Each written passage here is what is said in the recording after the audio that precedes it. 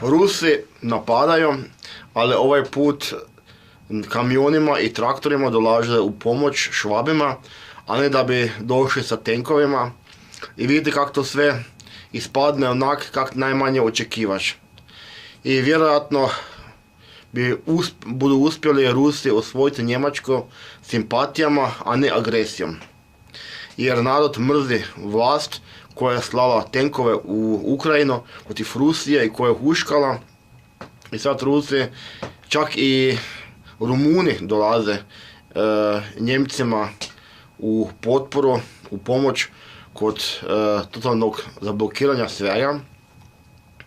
I vi vidite kako se to sve preokrene, ali vi morate znati da Rus je jako zajebani igrač. Dobro imati Rusa kao partnera, trgovinskoga, kak već god, ali je grdo dok on tebi ide pomagati, jer onda najaveš. Ima tu dosta tih izjava radnih agenata koji su radili, na primjer, u Indiji, i oni su jednostavno rekli, ti ruski agenti, da Rus je 10 puta gore postupao sa Indijcem nego Englez. Tako da nemojte si previše umisliti da su Rusi jako dobre, jer još uvijek oni imaju taj komunistički odgoj sebe i oni su bili preko 40 godina potišteni i programirani da u komunizmu su bili jako jadni ljudi koje sam ja vidio 90-ih dok su dolazili iz Rusije u Njemačkoj. Traumatizirani, preplašeni, tam je puno gore bilo nego kod nas. I vi si jednostavno nemojte zamisliti za kaj je Rus sve spreman. Tako su, na primjer, Rusi goste strane zvali u Rusiju, na primjer iz Indije ili američke novinare, i oni su njih konstantno držali pijanima. Ruski agenti su imali neke da ne budu pijani, neke tablete, a goste su držali pijane ne samo u Rusiji, nego još dok su krenuli s avionom u Rusiju. Konstantno su bili pijani i lakše ih se ona manipuliralo. Te goste su zvali, na primjer, da vide dječje vrtiće u Rusiji, ali sve je bilo namješteno. Čak su slučajno naletjeli na nekakvu svadbu koja je bila namještena i su bili svi ruski agenti. I onda su si mislili gosti kako je jako super i lijepo u Rusiji.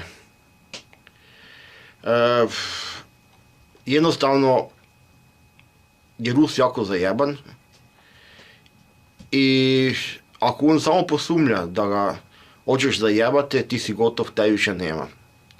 Znači, UDBA i njemački štazi bili su kamilica prema KGB-u. I kako je ono rekao Tito, ako se ne varam, ne daj Bog da te Rus brani i Amerikanac hrani. Ili tako, ili obrnuto. A Amerika je prije 2 godine, je predsjednik Amerike rekao da ne bude branil Europu ako dolazi do rata. Znači, mi ne moramo očekivati podršku Amerike, ako nam tu naši zakuhaju. I sad, oni koji su u Jugoslaviji bili, nek se malo zapitaju ove starije, kako dugo je Jugoslavija plaćala Rusiji ratnu pomoć. Znači, otplaćivala. Ja mislim da to bilo oko 10 ili čak 20 godina. To mi Rusima morali platiti, vraćati zapravo dugove ratne. I ja zapravo niti ne znam kaj se uopće Rusi nama dali. Partizanima mislim. Jer ako se sjećam, su partizani većinom nosili engleske uniforme i imali englesko oružje. I sad ako su Rusi tak lihvarili tu kod nas, u bivšoj Jugoslaviji, ko zna kak bude ona NATO lihvaril kod Ukrajinaca. Kak budu oni njima uzimali, kak dugo novac koji su im sad to boš posudili. Pa to bo trajalo 100-200 godina. I onda mi ljudi javljaju iz Bosne da jednostavno više nije moguće kupovati pištolje. Da da je nekakva zabrana, jer navodno te pištolje bi mogli završiti u Rusiji. Pa ljudi, pa kaj Rusija nema vojnu industriju? Ja se zapravo čujem, pa Rusija ima dosta oružja za sebe. To nema logike. Prije bi rekli da se možda ljudi plaše da završi oružje v Kosovo. I sad Srbi uvode vojni rok od 4 mjeseci, a imaju i prav. Jer oni imaju frko s Bosnom, gdje imaju tu Republiku Srpsku, kako se zove, to imaju, i oni imaju frko i u Kosovu. Tako da je to opravdano. A Hrvatska vojska je digla sad plaću od 400 na 700 eura. Da mislite koliko malo dobio hrvatski vojnik u Hrvatskoj vojsci. I on se čudio zakaj niko ne želi biti vojnik, jer je odaziv nikakav. Tu su onda i Šveđani koji sad, znači za 2 godine je njima artilerijska amunicija poskupila 8 puta. Znači 8 puta mora više plaćati za artilerijsku amuniciju, jer je takva frka, svi se boje Rusa i čak je neko oružje 10 puta skuplje. Onda vas ja pitam, zakaj je onda Kolinda posla tolike avione s našim oružjem besplatno kao pomoć protiv Sirije. To sve bude nama trebalo, a mi to više nemamo. Finska je odavno već spremna za rat s Rusijom. Imali su onaj finsko-ruski rat prije Drugog svjetskog rata. Tu su onda isto učili, testirali oružje. Prije Drugog svjetskog rata je bila i onaj građanski rat u Španjolskoj. Tu su pak Njemci testirali svoje avione. Tako da se testiralo sad i novo oružje u Ukrajini. To im je savršeni poligon za testiranje. Ne samo oružja, nego i taktike, tehnologije, svega kaj im bude potrebno. Nekom je posla snimke sa robotima. Dio roboti kao ratuju za Ukrajince, ali mislim da su to fake snimke. Znači snimke su fake, a stvarnost se ne snima. I Poljaci već odavno ratuju u Ukrajini. Tako da rat je već u tijeku, a sve je srećom još mirno. Vidite, Rusi ne moraju nikoga mobilizirati od svojih i imaju dovoljno plaćenike. Oni plaćaju plaćenike oko 3000 eura. I onda tu doje sirotinja iz Kube, iz Sirije, iz Afrike, iz Srbije, jer 3000 eura je puno love. Bilo je neke priče da su nesli Tibetanci, koji su onda isto ratovali za Ruse, a ja znam za jednoga Tibetanca koji je doista nestal iz farme Pilića, Varaždina, taj je pobjege da bi onda završio u Legiji stranaca. A i u Legiji stranaca sumnjam da je plaća 3000 eura. Znači više bi mu Rusi platili.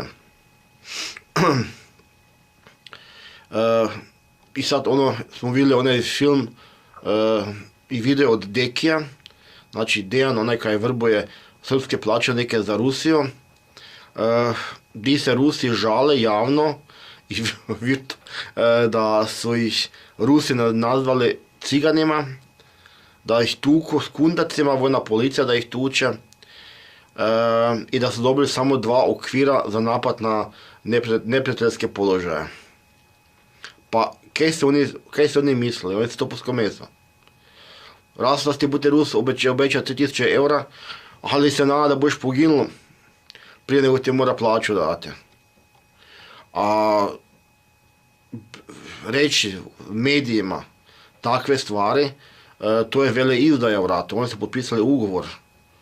Za to se prije streljalo. Da kritiziraš vojsku javno. Mislim da dečka uopće ne znaju kam su upale. Ovo nisu 90. dok je bil neki uškopljeni rat. Ovo je pravi rat. I tu onda ako ti kritiziraš zapovjedništvo ili koga već god, ti si gotov, tebi glava padne.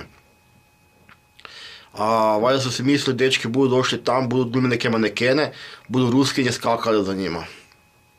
Onda sam pitao dečke koji se bore za Ukrajince naše, kako postupaju Ukrajinci sa njima. Onda su mi javili da ih ne tukujiš, makar su vkrali neki morfi, sam čuo prije pola godine, ali ih preziru. Ovo je moj Mićali Krac, suborac, veli da ženske ne vidi uopće, osim ove stare kad su na ratištu, gdje je na prvoj crte, a one zgodne su sve u Kijevu i previše umišljene. Znači, ovdje kad vi vidite to na TikToku gdje plešu zgodne manekenke obučene u vojnu odoru, to je sve zajeb.